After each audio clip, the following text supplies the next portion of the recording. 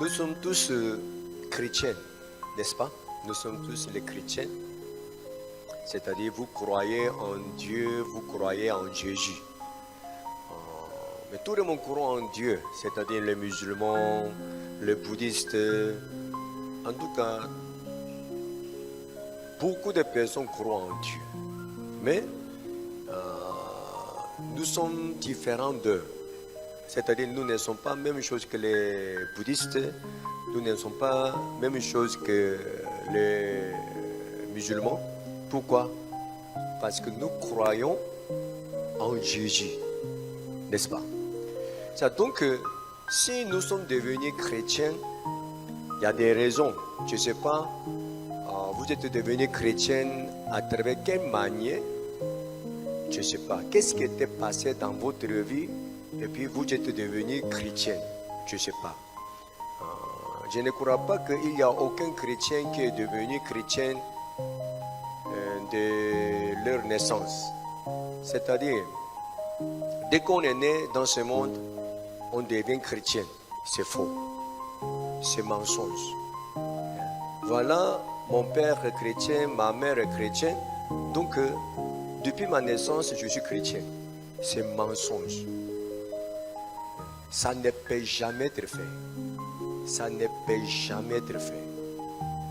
Je suis baptisé lorsque j'avais 3 ans ou bien 4 ans ou bien 1 an ou bien...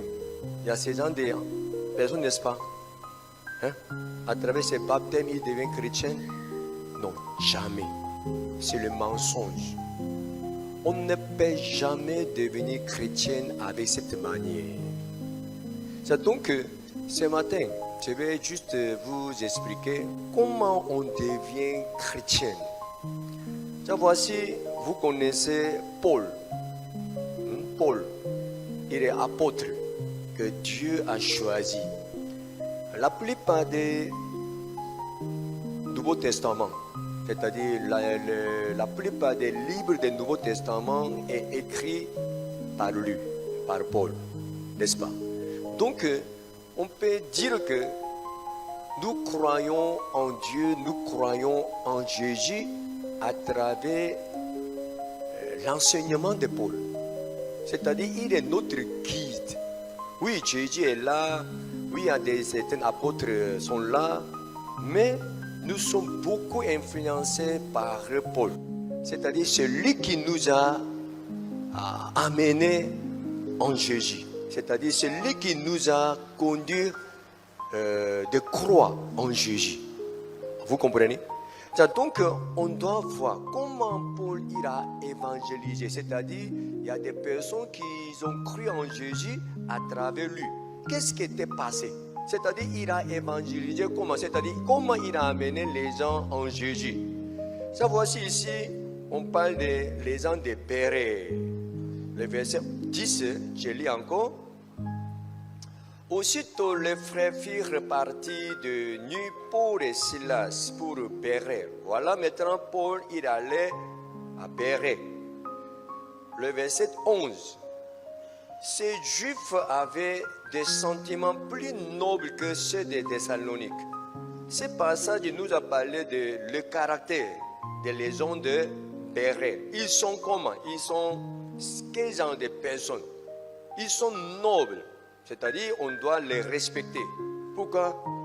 Ils reçurent la parole avec beaucoup d'empressement et ils examinaient chaque jour les Écritures pour voir si ce qu'on leur disait était exact. Ça veut dire quoi? Paul ira prêcher. Les gens ont entendu tout ce que Paul a dit. C'est ça? Et puis, lorsqu'ils ont entendu, ils devaient vérifier. Ce n'est pas qu'ils ont accepté comme ça. Avant d'accepter, ils ont vérifié d'abord. Avec quoi? Avec quoi? Ici, ils examinaient chaque jour les Écritures pour voir si qu'on leur disait était exact. Vous comprenez? C'est-à-dire avec un critère, c'est-à-dire avec un standard. ils ont vérifié est-ce que ce que Paul a dit était vrai ou pas. Vous comprenez? Pour examiner ça, ils ont utilisé quoi? Les Écritures. Les Écritures, ça c'est quoi? La Bible. Amen. Donc chaque fois lorsque Paul a prêché, ils ont vérifié avec la Bible si ce que Paul a dit était faux et vrai. Le verset 12. Plusieurs d'entre eux cru. Ça veut dire quoi? Ils ont cru en Jésus avec cette manière.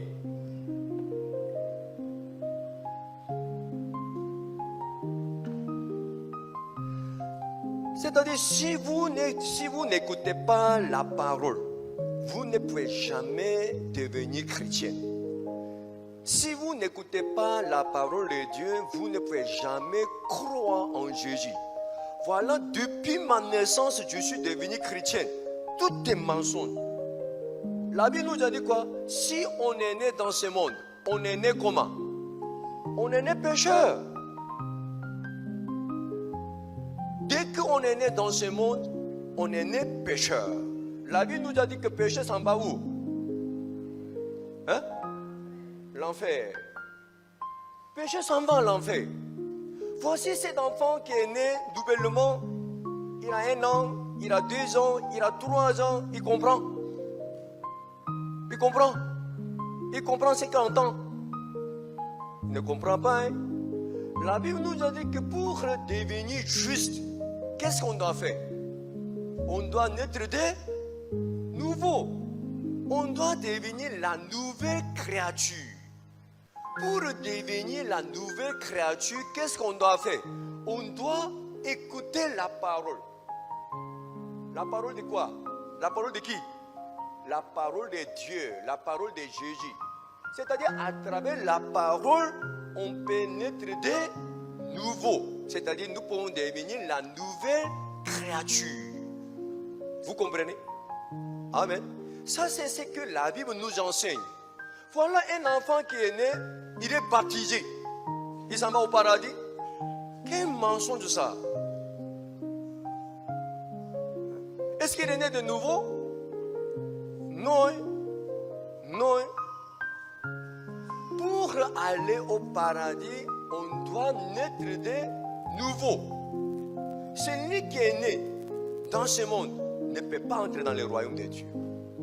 Celui qui est né de nouveau peut entrer dans le royaume de Dieu. Pour naître de nouveau, on doit être baptisé, c'est-à-dire on doit entrer dans l'eau, ou bien on doit mettre l'eau sur sa tête pour qu'il soit né de nouveau. Jamais. On doit écouter la parole. Les gens parlent de l'eau, l'eau quoi? L'eau de robinet? L'eau de piscine? L'eau de Hawa? Non. La parole. Amen. Vous comprenez? Donc, sans écouter la parole de Dieu, on ne peut jamais naître de nouveau, on ne peut jamais devenir celui qui peut aller au paradis. Amen. Donc, on doit écouter la parole de Dieu absolument pour naître de nouveau. Mais lorsqu'on écoute la parole, on doit toujours faire attention. Pourquoi? Il y a trop de mensonges. Il y a trop de mensonges. En écoutant ce qu'il dit, ça me plaît, j'accepte. C'est pas comme ça.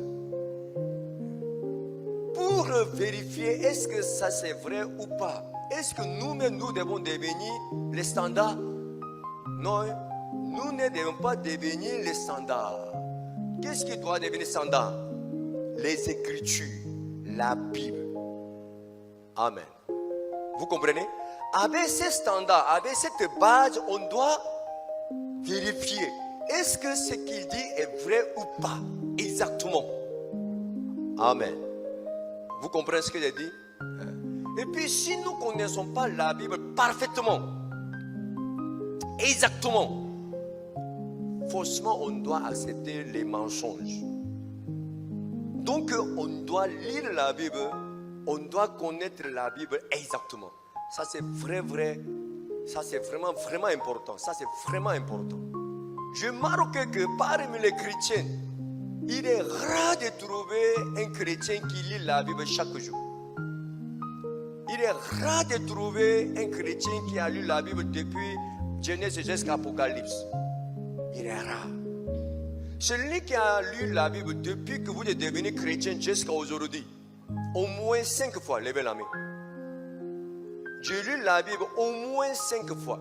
Depuis que je suis devenu chrétien jusqu'à aujourd'hui, j'ai lu la Bible depuis Genèse jusqu'à Apocalypse. J'ai lu la Bible au moins 5 fois. Levez la main. Vous voyez? Vraiment, tout est faux. Avec ce niveau, vous allez vérifier comment. Les gens de Béret, ils ont écouté la parole de Paul. Et puis, ils ont fait comment? Ils ont vérifié ça jour et nuit. Chaque jour, ils ont vérifié ça. Pourquoi? On va lire Jean chapitre 10. Jean chapitre 10. Le verset 1.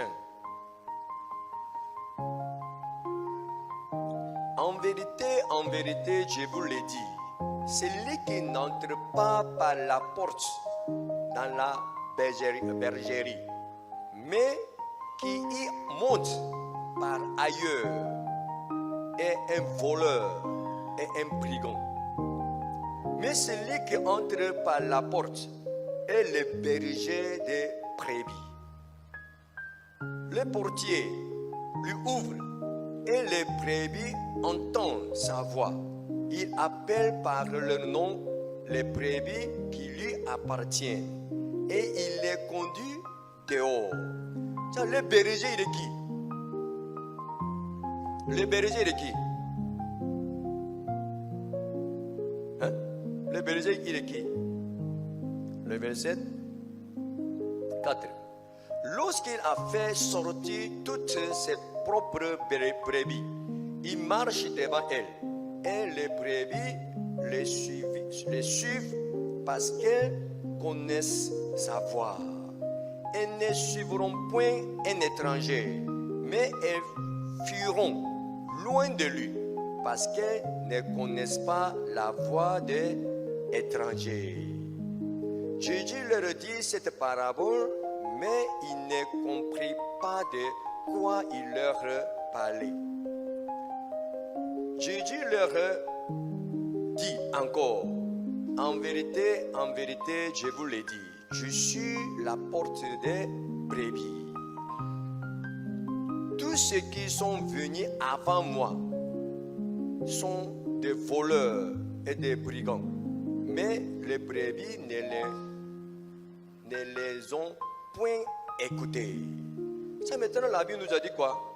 Tous ceux qui sont venus avant moi, c'est-à-dire, il est qui? Celui qui est entré dans cette porte, c'est ça? Donc qui est berger? Jésus est berger. Amen. Mais maintenant la Bible nous a dit que le berger n'entre pas dans la bergerie sans passer la porte. La porte est quoi? La porte est Jésus. Je suis la porte. Il a dit ça, n'a pas dit ça. Il a dit, ça veut dire quoi? Jésus lui-même, il est berger et puis il passe quoi? La porte pour entrer. C'est ça? Donc Jésus est qui? Jésus est la parole de Dieu. Amen. Donc Jésus ne peut jamais entrer dans notre vie, dans notre cœur, sans passer la parole. Amen. Je vis la vision. C'est une vision. Ce n'est pas Jésus.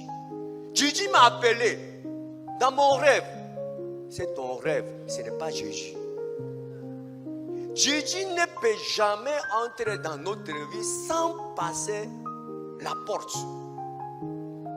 Si un songe entre dans votre vie, c'est le voleur, c'est le brigand.